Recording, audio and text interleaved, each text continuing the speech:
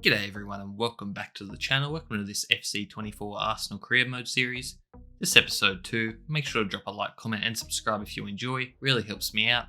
And thank you to everyone who watched episode 1, the first episode of the series. It's going to be a long journey.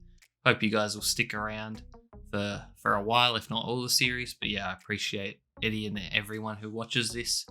But let's get straight into it. Our first game is in the Premier League up against Crystal Palace.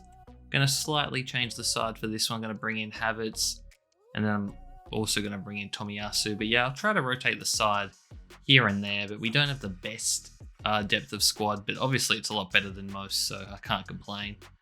But going up against Crystal Palace, now they no longer have Zaha, but they do have still a good couple young players in there, like Eze and Elise, who has the ball here now actually, and they're on the attack first, and they get it through to Edouard, and Edouard just curls this one around Ramsdale. I'm not sure what Gabriel was doing, or Ramsdale for that matter, so Raya might have to make an appearance in future games if Ramsdale is not going to save shots like that, because that didn't look too difficult.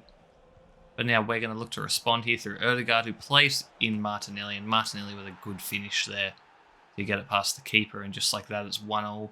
15 minutes into this one, so a good high scoring start to this one as we look to take the lead now through Jesus. Plays it out wide to Tomiyasu. Tomiyasu's going to play it back inside to Saka, to Odegaard, who was onside, but the keeper makes a big save, and Martinelli tried to go for the spectacular there, but it didn't pay off. And now we miss a chance, and now Crystal Palace looking to counter here through Edouard. Plays it down to Elise, to Klein, Decore, who was, I'm shocked, is playing at Crystal Palace actually. I thought maybe one of the bigger type teams would have picked him up by now. But no, and Edouard finds the back of the net again through a good pass from, I think that was Elise. And that finish was much better, so I can't really blame Ramsdale for not saving that one. It was right in the corner. As we move into the second half now with Schlupp. Schlupp just runs by my man there and plays it back inside to Eze, and Eze gives Crystal Palace a 2-goal cushion now, and it's not looking good. It's going to look like it's going to be our first loss in the Premier League early on in the season too, which is not good because we tend to start off these series very, very well. But Thomas Partey gets one back with just under 7 minutes remaining, but it was too little too late. And you see the stats there. We actually had a higher XG, but Crystal Palace were just more clinical. We managed to get the job done, so that's an away loss there. So not what we want to see, and not a good start to the episode, but plenty more games to come, and that's why this video is a little bit longer than episode 1, because I would like to not drag this series out too long, but I want to show you guys all the games I do play. And next it's going to be Fulham up against a couple players who we used to have in the likes of Willian, and I think Leno. I don't think Leno was in the starting lineup there for them, so I don't know if he's injured or if he's just riding the pine. But we'll probably find out. But yeah, Willian was never a fan of that signing. Probably one of the worst signings in Arsenal history, I must say. I can't actually remember what we paid for him, but we gave him a crazy good contract, and I think we had to agree with him to just let him out of the contract and let him go, because he was not well received at the club.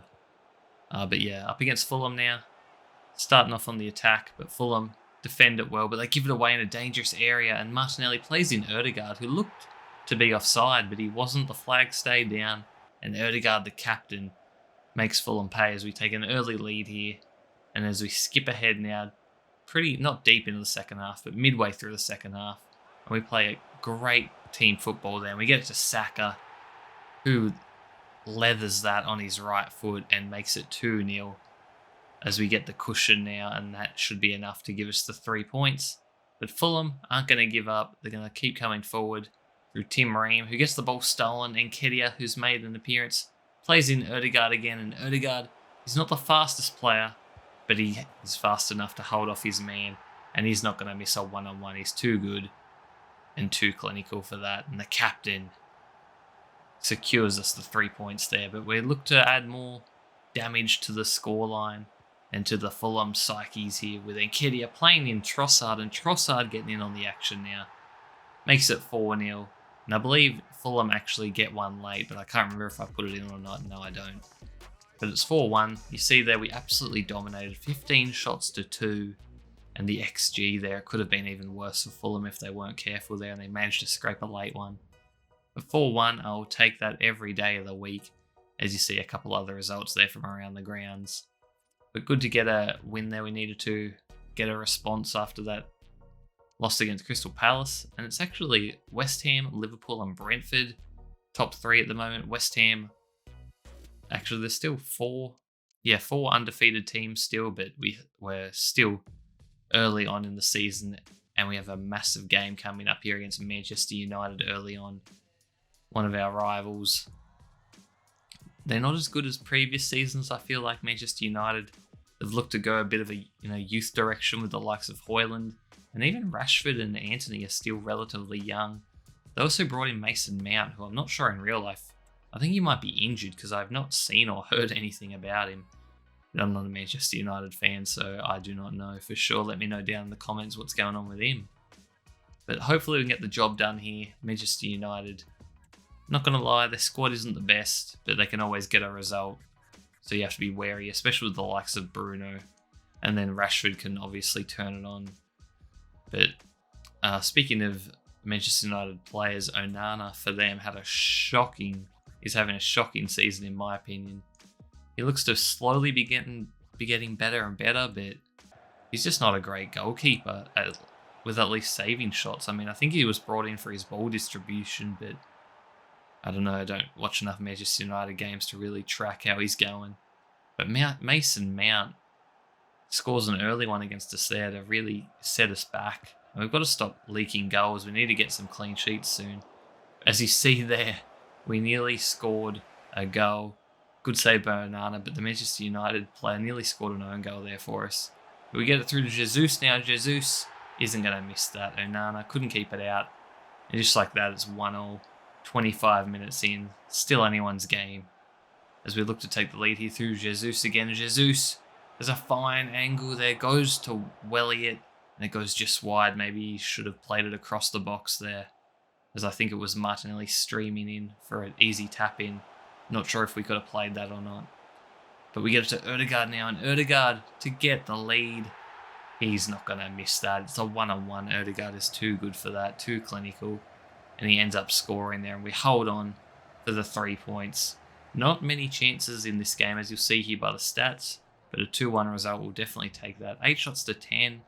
Manchester United could say they got done a bit dirty there at Ramsdale, I think it was. Or was it Raya? I'm not sure, but our goalkeeper had a good game and our defence managed to hold up just enough. As we're going to jump into the next game against Everton now, who apparently have no key players in their team. A bit harsh for them. Everton don't have the best team, but I feel like they have at least a couple decent danger players. I mean, I don't know what you guys think about that, but that's a bit harsh. But I mean, I'm not sure about that new feature where it tells you their tactics and their key players, because I mean, as you would have seen, Manchester City, it only recognised 1 or 2 when their whole squad's a bunch of key players, to be honest, and dangerous players. We are going to slightly rotate the squad again, just to get to see how some of these players play and just see who fits my style better for me. With the likes of Timber, who is unfortunately injured in real life, although I think he's really close to coming back now. And Trossard is just such a good player. I need to try to find him some more minutes. But I don't really know whether to play him as a centre forward or a left wing. But I mean, he works in either position, so that works for me. As we go pretty deep into this first half now, Ødegaard plays a great ball into Jesus, and Jesus is going to go all the way himself. I think that went in between the defender's legs there, as so many shots do these days. And Jesus took on the mission himself, and he accomplished it as he goes and scores to make it 1-0. Now we get to Ødegaard with the outside of the foot. A bit of a Travella finish there from Martin Ødegaard, and he's absolutely on fire this episode. Man of the episode by far, I'd have to say at this stage. But he gets on the score sheet again as we look to make it 3-0 now. Jorginho with a good ball through to Kai, to Trossard. What's Trossard going to do? He's going to cut it across the box, and Saka unmarked there. The easiest of finishes there, a nice little tap in. And we're not stopping there, we're looking to make it 4. Ødegaard shoots, it gets blocked. Havertz to Ben White. Back to Saka, and Saka shoots. It gets ricochets, it hits Pickford, and it falls in the back of the net. A bit of an absolute blunder there by Pickford. Not sure if you can really blame him though. It seems more like a FC24 mechanic, but you see the stats. An absolute domination. 0.0 XG for Everton. As we get the clean sheet, the first one of the season, I believe. But the next match is going to be a UEFA Champions League match. So good to be back in this competition. Hopefully we can make a deep run and a good go of it. I mean, by the time I'm recording this, we're about to play our round of 16 match, which hopefully we should win. We should at least make it to the quarterfinals. And then anything past the quarterfinals is basically a bonus. Because honestly, we're not expected to win the trophy, but hopefully we can give it a red hot crack, as we're going to play with our second team basically. Going to rotate against PSV. They're not the greatest side. Hopefully I don't regret that decision, as PSV, of course, get on the board at first through De Jong. Not sure if he's related to Frankie De Jong or not, but they take an early lead here and they're not stopping. Bakayoko, I think he's the ex-Chelsea man. But it's De Jong again, and he makes it 2-0. Ramsdale. Not sure if he should have saved that or not, as the defending's been pretty poor so far, but we're 2-0 down now. Need to get one back before half-time to have a decent chance of coming back. And that's exactly what we do through Emile Smith-Rowe, the number 10. Hearing rumours about him wanting to leave, basically just due to game time. I really hope that's not the case. I just want Arteta to play him more. He seems like he's a great prospect. And he's going to go for a second goal here. No, he's unselfish. And lays it off to Havertz, as a number 10 would. And King Kai ties the game with still 15 minutes to play. And it's anyone's game now. PSV turn it over. Havertz with the interception. We've got a brilliant counter opportunity here through Reece Nelson, who's just too fast for his defender. And unselfishly plays it across to Fabio Vieira, who gives us the lead now. Makes it 3-2. 3 straight for us. What a comeback this has become. And I think we are at home. I think it's at the Emirates, so thank God we're looking to win this game now. As Smith-Rowe plays it out wide to Tomiyasu, and Tomiyasu manages to get on the score sheet. You don't see that every day. The captain for this one scores the sealer. Wasn't the best shot, but the keeper made a bit of a meal of it. And when he's that close, it's hard for the keeper to really do anything. As we go ahead now into stoppage time, and Nketiah getting in on the action now. And Nketiah is going to make it 5-2. As we're going to wrap this one up and wrap the episode up here. So make sure to drop a like, comment, subscribe if you guys enjoyed. All feedback's appreciated. And I'll see you in the next one. Peace.